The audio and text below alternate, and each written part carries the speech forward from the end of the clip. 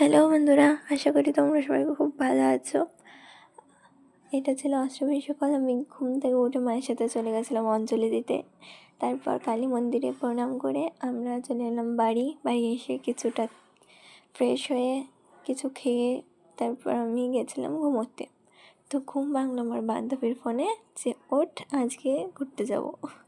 তো ঘুম ভাঙলো, তারপর কিছু একটা স্ন্যাক্স খেলাম। তারপর আমি গেছিলাম 8টার সময় রেডি হতে। 8টার সময় রেডি হয়ে 9:30টার মতো রেডি হলাম। রেডি হওয়ার পর বান্ধবীর সাথে গেলাম ঘুরতে।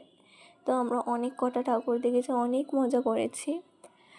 তারপর এটা ছিল আমাদের বারোয়ারি।